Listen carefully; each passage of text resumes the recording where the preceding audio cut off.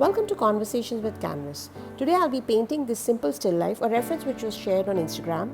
I'll be breaking down my process in steps, so keep watching. I'm using acrylic paper from Scholar brand. I have primed it with gesso and applied a greyish mid-tone. This basically helps me to see the values more clearly. Using an HB pencil, now I'm just sketching the reference very loosely so that I am not getting too tight with all the details about the reference. Now this is a value study as well as a color study which I did previously in my sketchbook. This helps me basically to understand the colors that I want to use, if any changes that I need to make when I'm doing my final study. These value studies and color studies just help me understand the subject in a much better way. Now that the sketch is done, also I'm sharing my palette that I'll be using, the colors that I'll be using for this painting. I'll be starting with the first layer, that is the blocking in of the colors. For the lighter side of the pear, I'm using yellow greens and yellow oranges to block in the area and be going darker as I move towards the shadow area. I use bright vibrant colors in the light areas where light is hitting, whereas in the dark shadow areas the colors are more muted.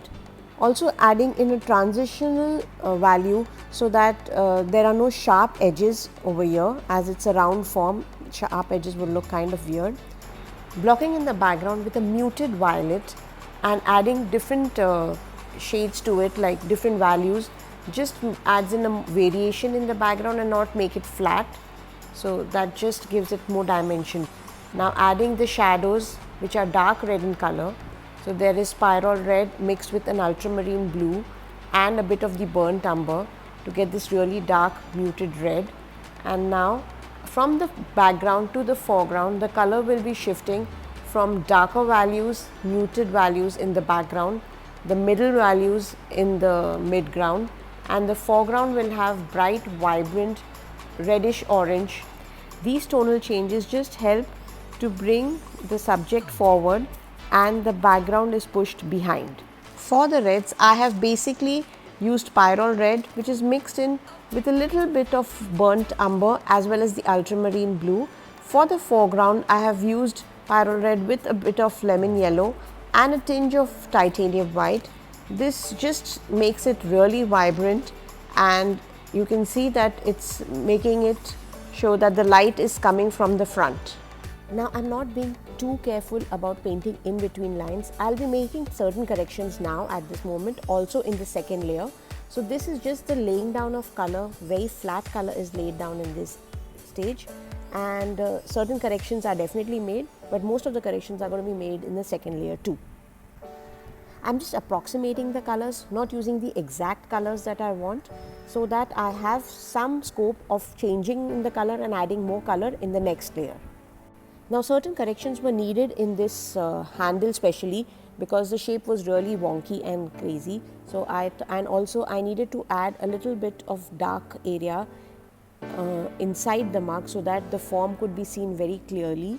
So these were done at this stage. With the addition of the stem, the block-in is complete and I'll let it dry for some time. The layer is completely dry and now it's time to add in more values. I'll be adding in more color, blending it with the previous colors and giving it more shape so as to give it a 3D look. Adding in the highlights also in this stage and just correcting the form if there have been any mistakes previously so that the painting doesn't look flat anymore. If the value that I add is too light, then I just try to blend it a bit with the darker values so that there's a transitional value in between. I use a liner brush for the fine lines as it has a nice spring to it. If the new color added is too bright or too dark, just as this white, I either blend it or I add a transitional value so that the color doesn't seem too bright and too stark. So done with the mug now, shifting on to the pear, just adding in really bright lime green colors on the lighter areas, blending it with a slightly darker color, and again doing the same thing, getting a transitional value in between. So here I'm just working on the form, correcting the shape with the help of the lighter and darker values. For the highlights, I am using thick color which is then blended in so as to give a very nice glowy look to the pear. And that's all for today. See you soon next time. Enjoy painting. Have a great day.